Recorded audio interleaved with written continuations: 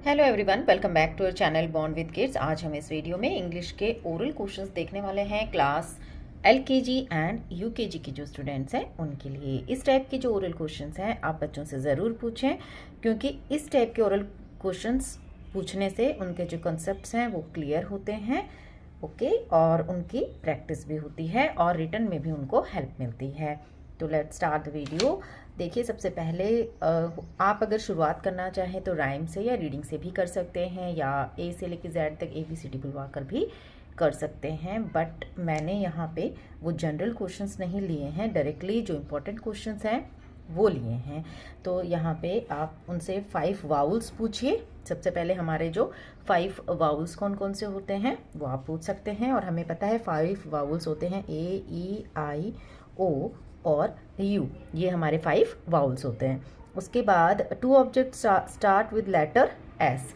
ये वैसा ही है जैसे कि बच्चों ने सीखा हुआ होता है कि S for sun, S for sandwich, इस तरीके से वही बच्चों को बोलना है। यहाँ पे 2 कोई भी चीज़ें जो S से शुरू होती हैं, शीप हो सकता है, शिप हो सकती है, और जैसा कि मैंने कहा सन, शार्क, और उसके अलावा भी उनको जो भी बोलना है एस लेटर से वो बोल सकते हैं। मैंने यहाँ पे एस लेटर लिया है, आप यहाँ पे कोई दूसरा लेटर भी ले सकते हैं।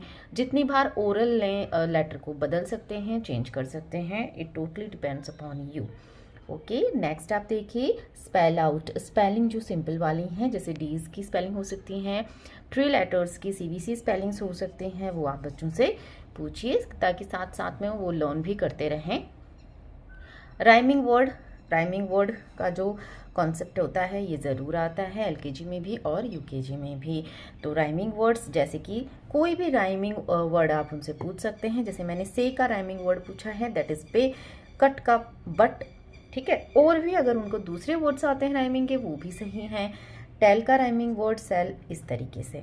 ओके, व्हाट कम्स आफ्टर सी, ऐसे आफ्टर एंड बिफोर भी पूछ सकते हैं, आप बिटवीन भी पूछ सकते हैं, और इस तरह की जो एक्सरसाइजेज हैं वो आप लिखा भी सकते हैं क्वेश्चंस। बट जब ओरल हम लेते हैं तो मोस्टली हम लोग आफ्टर को ही ज़्यादा पूछते हैं। What comes after S, that is T, इस तरीके से। एनी 3 एक्शन वर्ड्स, कोई भी 3 एक्शन वर्ड्स उनको बोलने हैं। मैंने जैसे यहाँ लिखा है प्ले, ईट, राइट, इसके अलावा भी कोई भी 3 एक्शन वर्ड्स वो यहाँ पे बोल सकते हैं।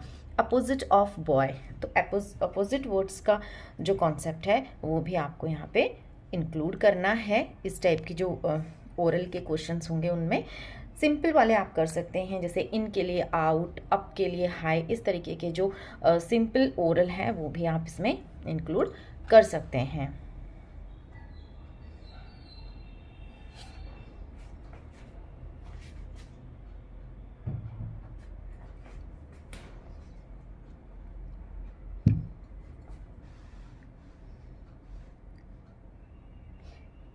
नेक्स्ट आप देखिए, अपोजिट वर्ड्स जो हैं वो आपको इंक्लूड करने हैं। इस तरह की जो भी आपकी वर्कशीट्स होंगी ओरल की या रिटन की, आपको अपोजिट वर्ड्स ज़रूर उसमें इंक्लूड करने हैं। अपोजिट वर्ड्स आप सिंपल वाले यूज़ कर सकते हैं, जैसे मैंने यहाँ दिया हुआ है boy, girl, day, night, up का डाउन, ठीक है, and high, low, thin, fat, इस तरीके के जो सिंपल वाले अपोजिट्स हैं जो उनके बुक में दिए हुए हैं वो आप यूज़ कर सकते हैं पूछने के लिए।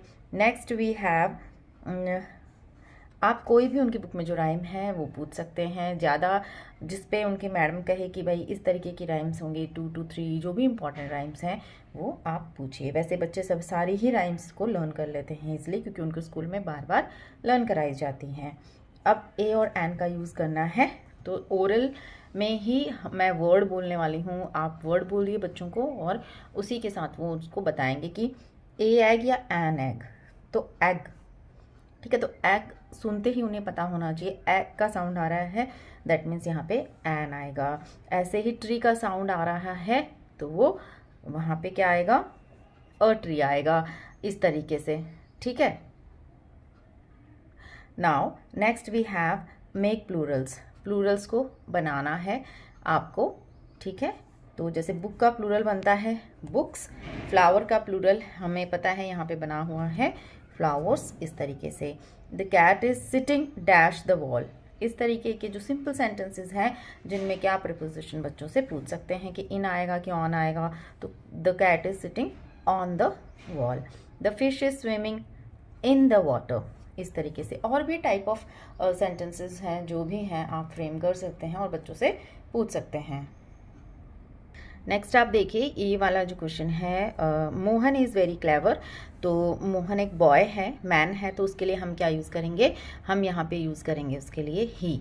तो यूज़ प्रोनाउन फॉर मोहन, ठीक है। या ऐसे भी पूछ सकते हैं कि मोहन के लिए कौन सा प्रोनाउन आएगा, शीला के लिए कौन सा आएगा, चिल्ड्रन के लिए कौन सा आएगा, इस तरीके से। I read a dash, garden और book, I read a book. They play dash, football और मूवी, फुटबॉल। इस तरीके के सिंपल सेंटेंसेस के ब्लैंक्स आप बना के पूछ सकते हैं। नेक्स्ट, आई हैव 3 एप्पल और एप्पल्स। अगेन ये सिंगुलर प्लूरल ही है but in the form of sentence. तो I have 3 apples. He is reading a book, ये एक सेंटेंस है। इसमें से एक्शन वर्ड कौन सा है, डूइंग वर्ड आप बोल सकते हो, वो कौन सा है, तो रीडिंग है। इस तरीके से मैं यहाँ एक एक एग्जाम्पल लेके आपको इस तरीके के जो क्वेश्चंस हैं वो बता रही हूँ कि ऐसे टाइप ऑफ क्वेश्चंस जब आप बच्चों से पूछते हैं तो डेफिनेटली उनका कॉन्सेप्ट क्लियर होता है और उन्हें हेल्प होती है आगे की क्लासेस में इंग्लिश ग्रामर को इम्प्रूव करने के लिए और अपनी स्पोकन को भी इम्प्रूव करने के लिए। नेक्स्ट है मेक पेयर, पेयर बनाने हैं आपको। ब्लैक के साथ क्या आ जाएगा, जब पेयरिंग होगी black and white, day and night, इस तरीके से। उसके बाद माई सेल्फ पे उनको 5 लाइन्स बोलनी है। ये तो आप पक्का सिखाई दीजिए क्योंकि ईवीएस में भी आती है, जीके में भी आती है, ठीक है, और इंग्लिश में भी पूछा जाता है। फिर 5 लाइन्स ऑन योर स्कूल, कि स्कूल कैसी है, उस पर सिंपल जो है सिंपल सेंटेंसेस, 1 लाइन सेंटेंसेस आपको 5 सेंटेंसेस बोलने हैं यहाँ पे इस तरीके से। ओके, तो ये आज का हमारा इंग्लिश का ओरल जो है, ओरल क्वेश्चंस आप कैसे बच्चों से पूछ सकते हैं, क्योंकि छोटे बच्चे हैं तो ज़्यादा लिखना तो वो प्रीफर नहीं करेंगे, बोर हो जाएंगे। तो ओरल क्वेश्चंस भी आप साथ साथ में पूछते रहिए। तो इस तरीके के जो क्वेश्चंस हैं थोड़े हाई लेवल क्वेश्चन आपको लग सकते हैं, तो इससे पहले भी मैंने वीडियोस बनाए हुए हैं, आप वो भी जाके देख सकते हैं। तो मिलती हूँ आपसे अगले वीडियो में। Thank you so much for watching.